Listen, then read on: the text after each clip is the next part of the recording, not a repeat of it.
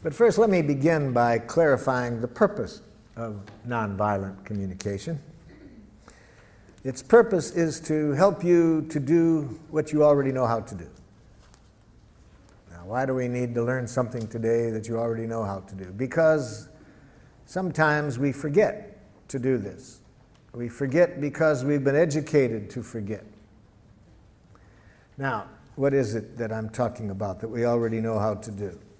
The purpose of this process is to help us to connect in a way that makes natural giving possible. Natural giving possible. What do I mean by natural giving? Let me do you a song to make it clear what I mean by natural giving.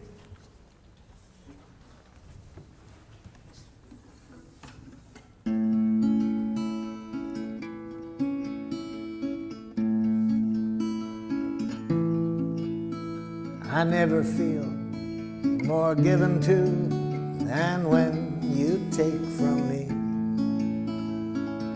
When you understand the joy I feel caring for you, and you know my giving isn't done to put you in my debt, but because I want to live the love I feel for you. To receive with grace may be the greatest giving.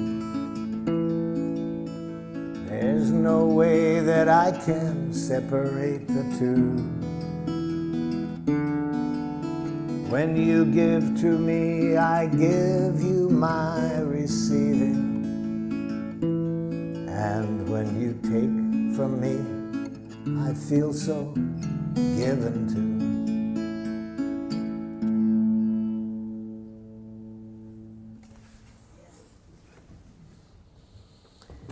You all know that giving.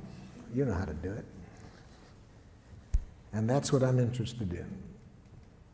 Remembering to stay with that quality of giving, moment by moment in any connection. But we also all know that it's easy to lose it.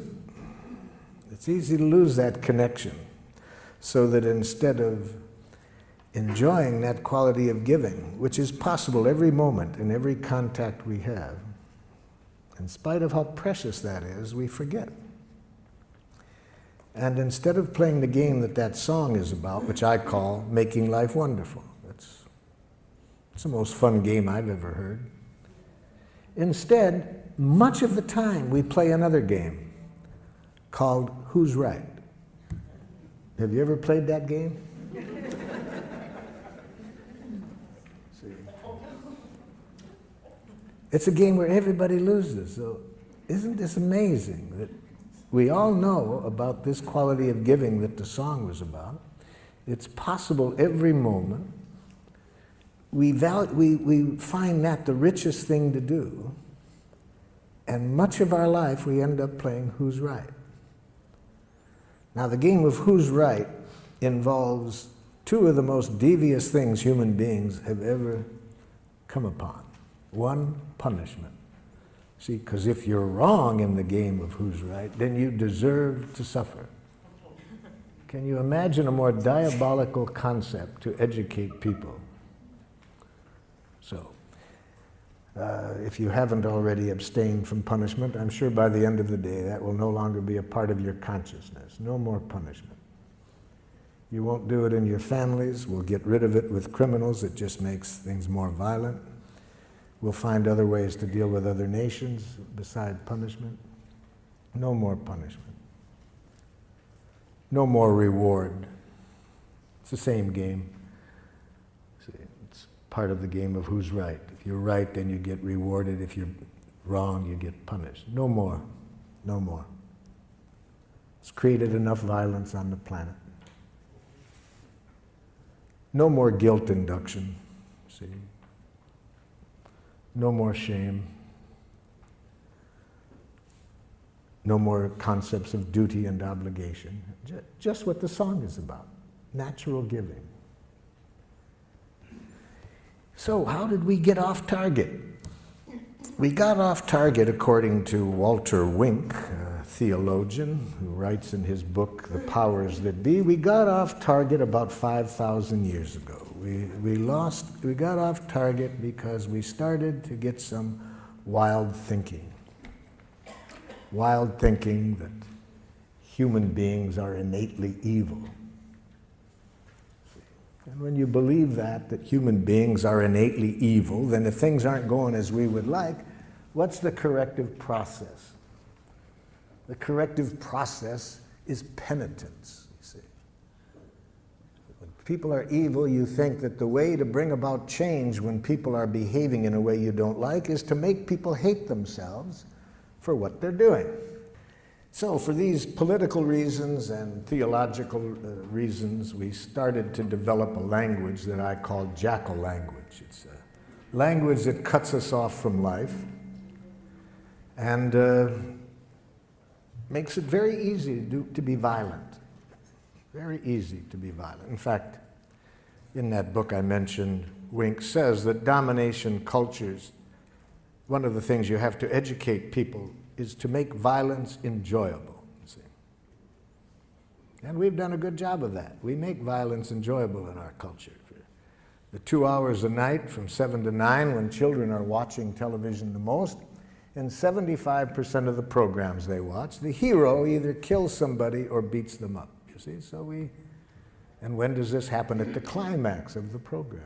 We've been educated for quite a while to make violence enjoyable. So even though I think what that song was about is what is really closer to our nature, this natural giving, we've been educated to make violence enjoyable, and educated in a way we can even be violent to our children. So what is jackal language like? See, jackal language, as I've mentioned, is a language of moralistic judgments. You think in terms of who's right, who's wrong, who's good, who's bad. And when you mention change, yes, we want change at times. So how do you get change in the jackal system? Watch a parent try to bring about change in the child. This is a parent teaching a young child say one of the most important words in jackal. Say you're sorry. I'm sorry. You're not really sorry. I can see it. You're not really sorry. I'm sorry. Okay, I forgive you. Can you imagine a game like that? Can you imagine a parent responding to a child that way? And if a parent is going to do that to a child in their own family, what are they going to do to people from other cultures who behave in a way they don't appreciate? So of course you're going to have violence wherever you have this kind of thinking. In cultures that do not have this thinking, you don't see violence, you see. So that's how we got off target. Even though we could be playing the game, make life wonderful each moment, we have been educated for quite a while to play another game, who's right. So what are the parts of this game of who's right? I've just mentioned one of them. One part is moralistic judgments, learning how to go up to our head and think basically in terms of right and wrong, good and bad, normal, abnormal. I learned this game very well. I speak several dialects of jackal. I grew up in Detroit. We spoke a rather harsh dialect of jackal. We might call it Detroit jackal. For example, if I'm out driving and someone is driving in a way that I don't like, and again, I want to install change, you see, I roll down the window, idiot! Now, theoretically, the person is supposed to repent. I confess I was wrong, sir. I will change the error of my ways. It's a great theory. It didn't work. I've tried it more than once. It doesn't work. So I thought maybe it was that particular dialect of jackal. So I decided to get the more cultured use of jackal. So I went to the university and got a doctor's degree in professional jackal. Now when somebody's driving in a way I don't like, I roll down the window. Psychopath! Still doesn't work. You see. There's another part of this language of Jackal. Amtssprache. Amtssprache. That's very important. You see, a language that denies choice, denies responsibility for our actions. I use the word Amtssprache for this part, having read an interview with the Nazi war criminal Adolf Eichmann at his trial for war crimes in Jerusalem. Eichmann was asked, was it hard to send tens of thousands of people to their death? And Eichmann answered candidly, he said, to tell you the truth, it was easy. Our language made it easy. That answer shocked his interviewer. And his interviewer said, what language? Eichmann said, in fact, my fellow Nazi officers and I, we had our own name for our language. We called it Amtssprache. Amt in German means office, and Sprache, language. I'd call that bureaucratic language. He was asked for some examples. Eichmann said, it's a language in which you deny responsibility for your actions. So if somebody asks you why you did it, you say, I had to. Then you don't feel so bad if you have to do it, you see, you're not responsible. But why did you have to, Jack? Superior's orders. Company policy. They made me do it. I couldn't do elsewise. Very dangerous language, Amtssprache. Very dangerous. We have giraffe schools. I use the word giraffe, you see, as a symbol for nonviolence. We'll see today that the language we're going to study is a language of the heart. And so I use giraffe language for that because giraffes have the largest heart of any land animal. So,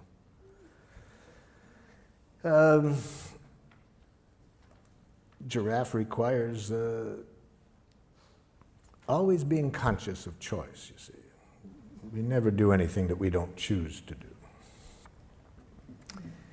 But I was teaching giraffe to a group of parents and teachers in one community, and we have giraffe schools throughout the world. We have 5 in Israel, 4 in Palestine, some in Serbia, and so forth. And in giraffe schools, of course, we want to make sure that certainly that the teachers and parents never use Amtssprache. One of the most dangerous languages in the world. To teach a child you have to do something. So I was saying this one time in St. Louis, Missouri, to a group of parents and teachers, and a mother got very upset. She said, but there are some things you have to do, whether you like to do it or not. It's our job as parents to teach our children what they have to do. I mean, there's things I do every day that I hate to do, but there just are some things you have to do. Oh, I said, could you give me an example? She said, well, easy, there's so many, let me think. Okay, like when I leave here tonight, I have to go home and cook. I hate to cook. I hate it with a passion, but I've done it every day for 20 years. Even when I've been sick.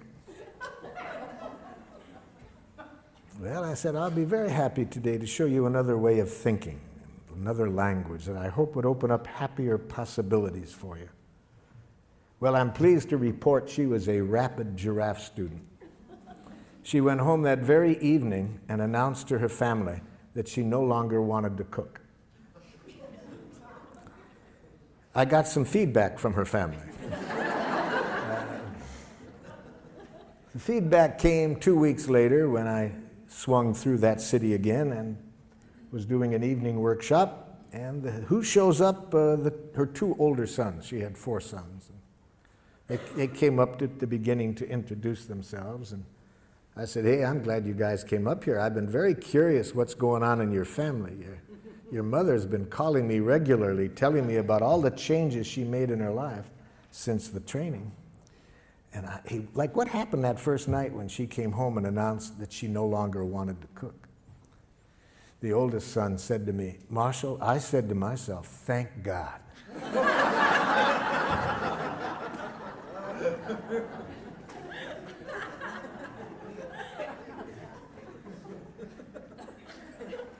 I said, help me understand that one.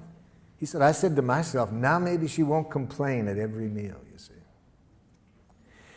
You see, natural giving, what I started the day off with that song, anything we do in life that isn't coming out of that energy, we pay for it and everybody else pays for it. Anything we do out of fear of punishment, if we don't, everybody pays for it. Anything we do for a reward, everybody pays for it. Everything we do to make people like us, everybody pays for it. Everything we do out of guilt, shame, duty, obligation, everybody pays for it. That isn't what we were designed for. We were designed to enjoy giving, to give from the heart.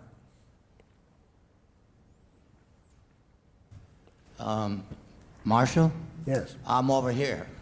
My son brought me to one of your seminars, and I met you some 10 years ago. Yes. In Oakland. Yes. Now I'm trying to bring my son back to come here, and he said last night when I told him I was coming here, he said, well, why don't you go? I have a couple of appointments. Maybe you could teach me something. So I thought I would come to learn something. Maybe I can teach him. But I'd like to teach him, and I don't know how to do that. Well, I'd like to teach him to at least give me the time of day to communicate with him. He doesn't do that willingly. Okay. And when I try to demand it, it becomes worse. Yes. So how do I do that? Well, that'll be a good situation to work on today, because I'm going to ask everyone to think of a situation right now where somebody's behaving in a way you don't like. So in this case, it's your son who, when you ask him to communicate, he says no. The first thing I'll suggest is you can't teach anybody anything. That's right. And to have that as an objective is itself to create problems. So, yeah. So let's change the objective. Let's never try to teach anybody anything or to change anybody. If that's your objective, you'll create resistance. So that'd be my first suggestion today. Never try to teach anybody anything or to change anybody. That clear? Yeah. Okay. So what do you do then? Give up? No. See, this is the thinking that's been shaped in us by Jackal. See, the game of who's right, win, lose. So then if we can't change and win, then the option we think of is to be a chump and lose, you see. We've been educated to think in those two ways, win, lose, right, wrong. No, I'll show you a way, another option. Okay, let's get into it. Let's give you a chance to practice it. Some of you have already thought of situations, such as somebody you want very much to communicate with, they say no. So, think of somebody at the moment who is behaving in a way that is not making life wonderful for you, and you'd like to get to the place that the song was about, where everybody's needs can get met and people are giving to one another from the heart, willingly, not out of coercion, you see. Let's see if we can show you a process to get there in this situation, to get everybody's needs met, and where people give willingly, not out of any coercion. So maybe you are living at home. Maybe you choose today to work on a child that you are living with at home who says horrible, horrible jackal things such as, no. Oh, you laugh. You try living with one for a while. Please brush your teeth. No. Maybe you are living at home with a jackal-speaking partner who says horrible jackal things such as, that hurts me when you say that. We'll see today that it's a violent act to say others make you feel as you do. See? To imply that others can make you feel hurt or angry. Maybe at work somebody's behaving in a way you don't like. They come late. They're not producing as well as you would like. Maybe your next door neighbor has been sexually molesting children. Whoever you want to pick, somebody who's behaving in a way you don't like. And you'd like to see how we would arrive at the objective of creating the quality of connection that will get everybody's needs met through natural giving. That's our objective. Okay? Now, open up your materials to the last page, second to the last page. At the top it says, expressing how we are and what we would like.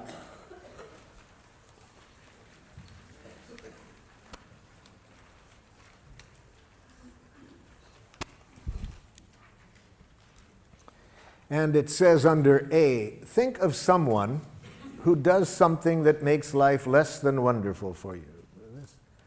So this person that I'm asking you to think about, who's presently behaving in a way you're not crazy about, and what I'd like you to do is answer this question.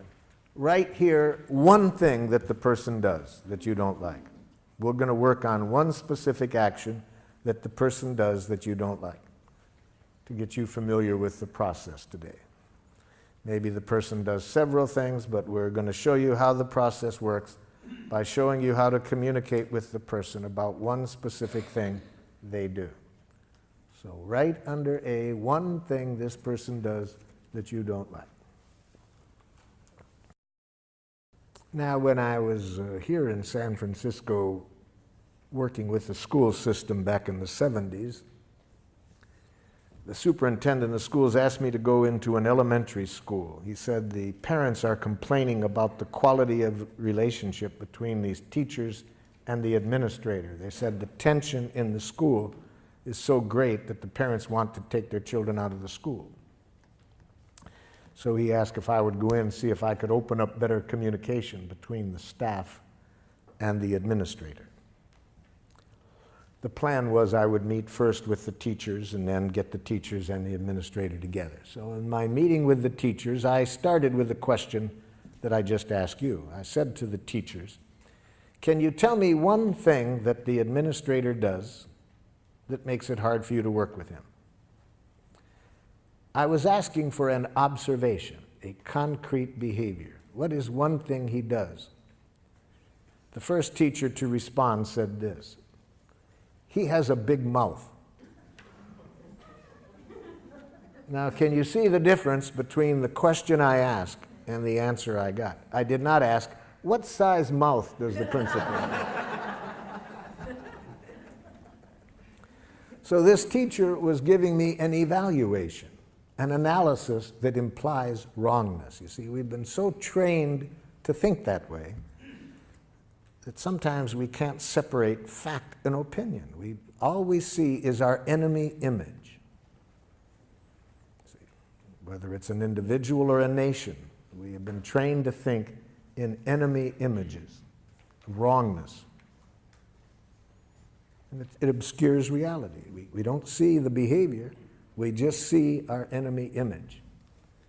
In his book, Out of Weakness, Andrew Schmuckler says that when cultures are taught to think this way, not to just see the person, but an image, a judgment they've made, bombs are never far away, you see. So I pointed this out to the gentleman, that this was not an answer to my question. I wanted to know one thing the principal did. This man was stuck. He just couldn't get it. The woman sitting next to him tried to help. She says, well, I know what he's referring to. I said, okay, help him out. What's one thing that the principal does? He talks too much. No, too much is a judgment. I ask for an observation, not a judgment. See, this is how jackal-speaking people think. They really have been brought up to think there is such a thing as a just right amount of everything. And too much and too little, and that they know what it is, see? So they think that way. It doesn't make resolving conflicts too easy with them when people have an idea that there's a right and a too much and a too little, and they know what it is. And especially when they mix it up with an observation. I was just asking, what does the person do? And again, for the second time, this person couldn't see the behavior separate from the judgment. A third person tried to help. Well, I know what they're talking about. Okay, what? He thinks he's the only one that has anything worth saying.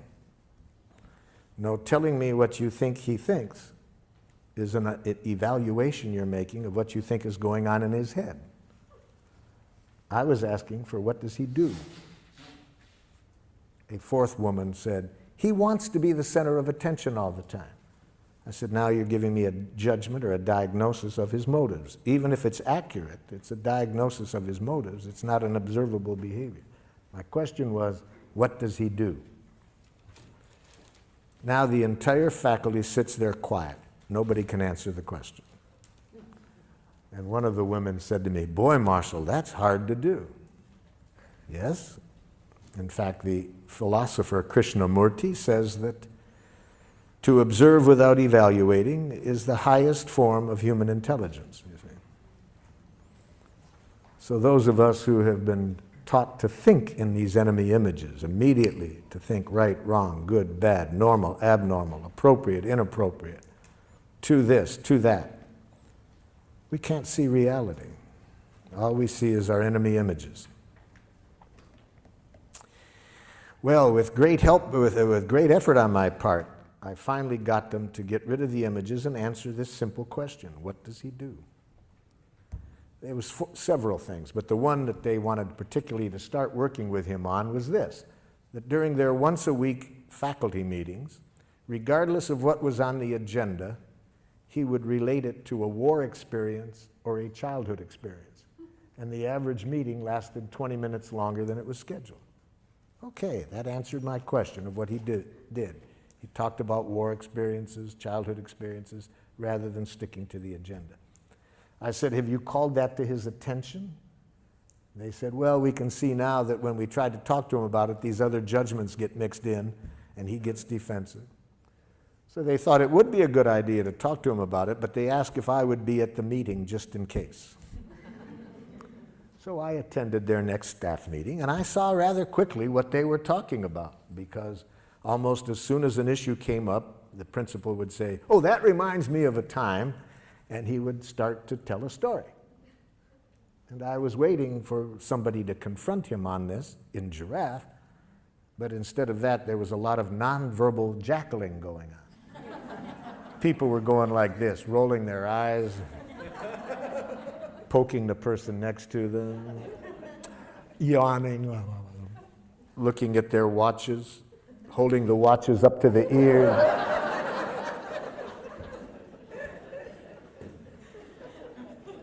And I watched this scenario going on for a while, and I said, excuse me, but isn't somebody going to say something?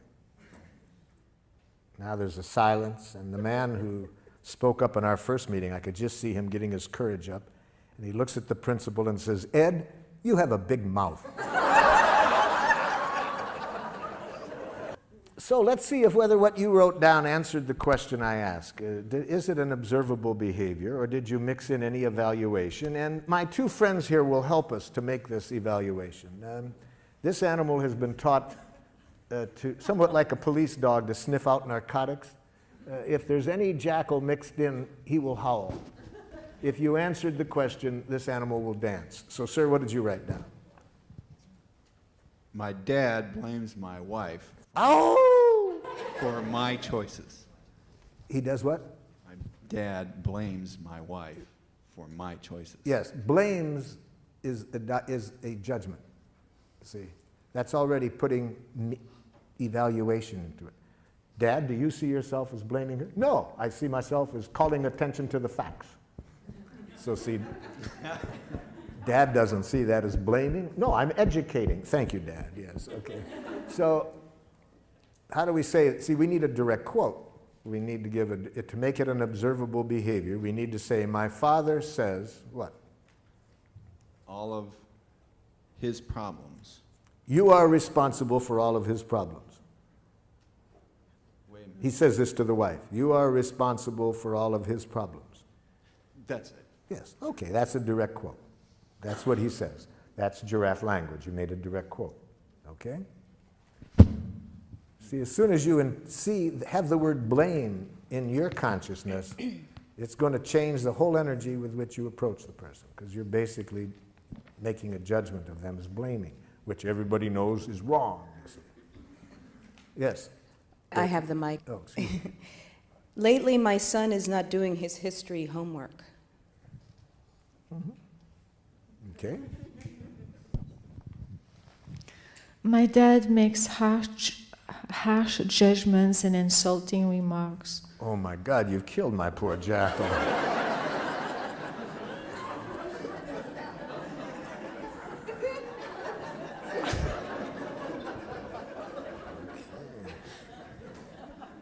He could have handled the harsh, that was one judgment, but insulting, harsh and insulting, see, those are two judgments. Actually, he does use insulting words. No, there is no such thing. After today, in fact, seriously, by 4:30 this afternoon, you will never hear another insult. It won't exist. Insults will not exist.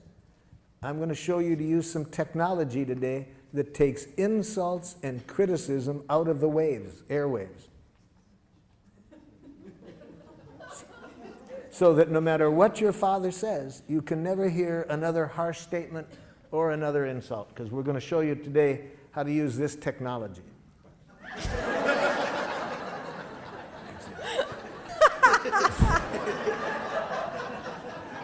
And with this technology, it will be impossible for you to hear criticism, harsh remarks, insults.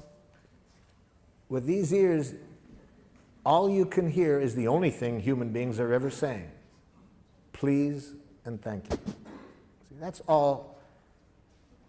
We're going to show you today that all what used to sound like criticism, judgments, blame, are simply tragic, suicidal expressions of please.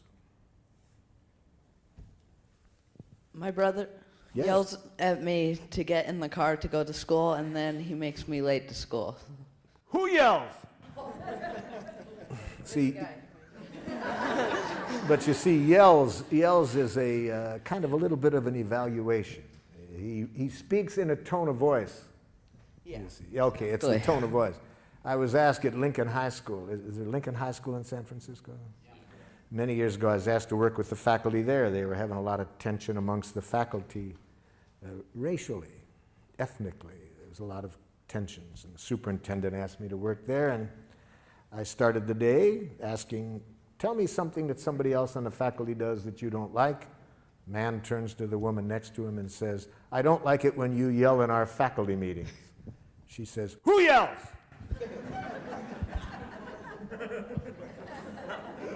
Now, she was from a different culture than this man. See, what was yelling in her culture was quite different. And about 10 minutes later, when she started to yell at him by her own definition, I saw a difference, So raises the voice when he's asking you to get ready for school. Yeah. Yes. Or just kind of gets angry at me to get in the Now, car. gets angry, that's maybe accurate, but it's a diagnosis. We don't know whether he's angry. He might be scared that, you're going to miss school. Yeah. It might sound to you like angry. Maybe it is, maybe it isn't. But raises the voice, has smoke coming out of his ears. That you can see, you see. That's observable. Yes? Fifth grader Jesse refuses to do his seat work. Ow! Refuses is a diagnosis. Maybe an accurate diagnosis, but it doesn't tell me what he does. He just says, no, I don't want to do it. Says, no, I don't want to do it. That's the behavior.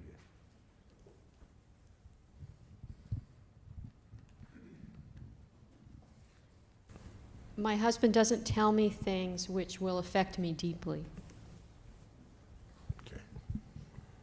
It's the first jackal husband I've ever heard of. This is a new experience for me today. A student in my class incessantly talks loud, won't stay seated, or keep his hands to himself. I hear about 3 judgments in there. Let's go over it slowly, because I hear 3 diagnoses. Say it again, so we'll hear the 3 diagnoses. Incessantly talks loud. Loud is your interpretation. Louder than you would like. If you want to say it, put it that way. Louder than I would like. Won't stay seated. Won't is a diagnosis. Doesn't stay in his seat after I've told him to. He might in the future. We don't know whether he will or not. So that's a diagnosis. Doesn't at the moment. Doesn't when I ask him to stay in his seat. And does not keep his hands to himself. And does not keep his hands to himself. Mm-hmm. Okay. Since coming to the introductory presentation on Tuesday night, I've been very aware of hearing evaluations. Yes. In myself and especially in other people. And so I started to wonder, are all of those violent communications, or would there be a way that some of those are, according to this model, nonviolent? I would say that any evaluation of others that implies wrongness is a tragic expression of an unmet need. Tragic in the sense, for two reasons. First, it decreases the likelihood that we will get what we want. Even if we don't say it out loud, even if we think it, if we are even thinking that what somebody else does is wrong, it decreases the likelihood that we will get what we want.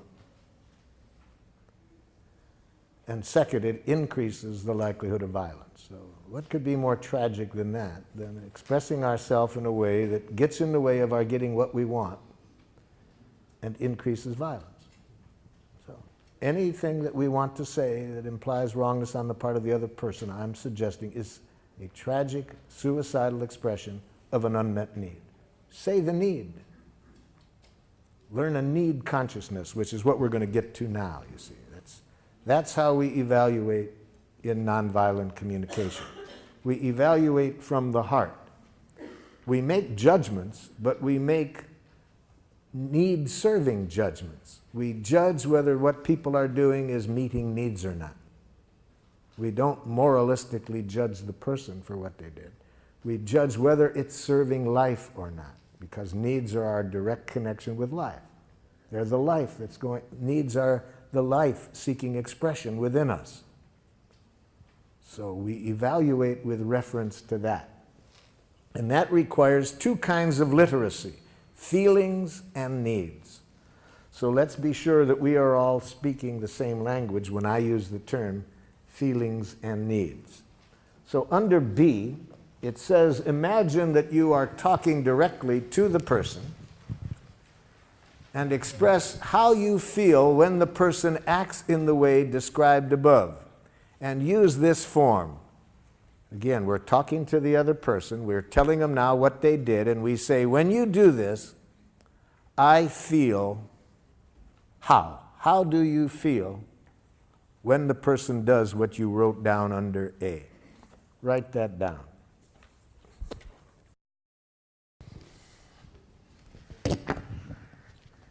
When you do this, I feel angry. Okay. Anger is a feeling created by unnatural thinking. We'll get to that next. When you're not ready to leave at the agreed time, I feel anxious and impatient. When you speak that loud, I feel intimidated. Ow! Intimidated is a diagnosis. Be careful of words that are more descriptions of other people, what you think they're doing to you, like intimidating you. So write down the following as not feeling words. Do not mistake these words as feelings. I feel misunderstood. I feel used. I feel manipulated. I feel judged. I feel criticized. I feel ignored. For example, aren't there times when you think somebody's ignoring you? Don't you feel relieved? And at other times, don't you feel angry? You see, so words like that really say very little about what's alive in you. They say much more about how you are interpreting the other person's behavior. And above all, never mistake the word rejected as a feeling. I feel rejected. No, no. That's not a feeling. That's a suicidal interpretation. Okay, who's got the mic? There's the mic. Yep. Hurt, disappointed, disheartened. Yep.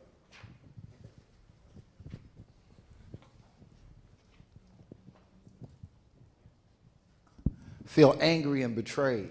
Angry, yes. Oh, for betrayed. Betrayed is one of those words like intimidated, ignored, misinterpreted, used, manipulated. It's more a diagnosis of the other person than a feeling. What about contracted? Contracted? If you mean tense and like that, okay, if it's that. When you call me up and speaking loudly tell me you're going to cut off funding, I feel angry and scared. Mm-hmm. When you leave the dishes in the sink, I feel powerless over my environment and time, which feels frustrating and scary. When you start talking loudly in the middle of my sentence, I feel hurt because I think you are not listening to me. Yeah, the feeling is great, but you're going to lose it when you follow the word feel with the word because I think. Anytime you're thinking, your chance of getting what you need is greatly decreased. Especially when you follow the word think with the word you. Then I think you not only won't get heard, I predict a defensive, aggressive reaction.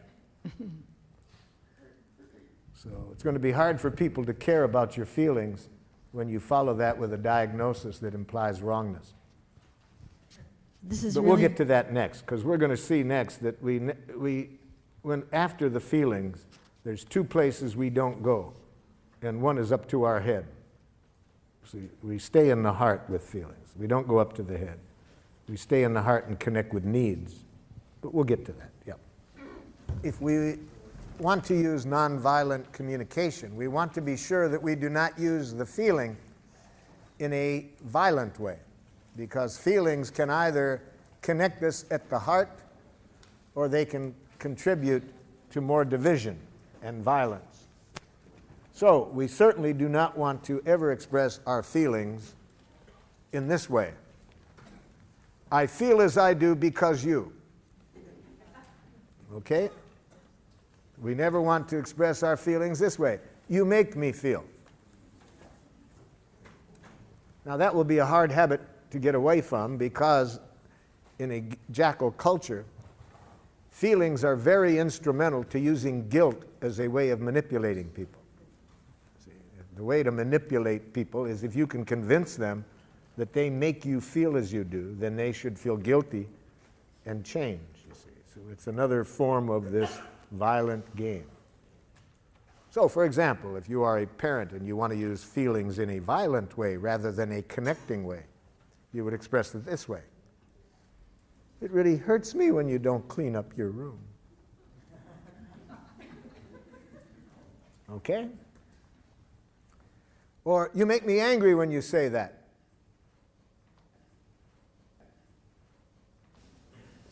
I was talking during the break about one of my happiest days as a parent was when my oldest son went to a jackal school for the first time. He had gone 6 years to a giraffe school that I had helped create, and but then I wanted him to learn how to enjoy jackals as well. So, and in giraffe schools, we also want to be aware that the children are not always going to be in this setting, so we want them to learn how to stay with their own values regardless of which structure they're in, you see. So he comes back the first day from school, and he looked less than happy, and I said, how was the new school, Rick? And he said, it's okay, Dad, but whew, boy, some of those teachers, Dad. I said, what happened? He said, Dad, I wasn't even in the front door, really. I was halfway through the front door, and some man teacher comes running over and says, my, look at the little girl. Can you guess what the teacher was reacting to? Yeah, my son's hair was down to his shoulders. See, in a jackal school, as we all know, authority knows what's right. See, there's a right way to wear your hair as a boy and a wrong way. A right way to do everything, and who knows? The teacher. And then what do you do if somebody doesn't do it? You use shame, guilt, and so forth. You use the word girl as though it's an insult. Welcome to Jackal Land. So I'm getting burned up, ready to go do a little bat therapy with the teacher. And, forgetting all about my teachings. And I said to my son, how did you handle it? He said, I remember, Dad, that what you said, that when you're in that kind of environment, never give them the power to make you submit or rebel, you see. So one of the things we want to teach children very early, no matter what structure you're in, never lose track that you are free to choose what you do. Don't allow institutions to determine what you do. I said, hey man, that you remembered that, that's a big gift. I really love that you could remember that under those conditions. Then what'd you do? I put on my giraffe ears, Dad, tried to hear what he was feeling and needing. I said, you remembered to do that? What did you hear? Pretty obvious, Dad. Looked irritated, wanted me to cut my hair. Hey, wow, man, I'm really glad you could remember that. How did that leave you feeling? I said, Dad, I felt sad for the man. He was bald and seemed to have a problem about hair.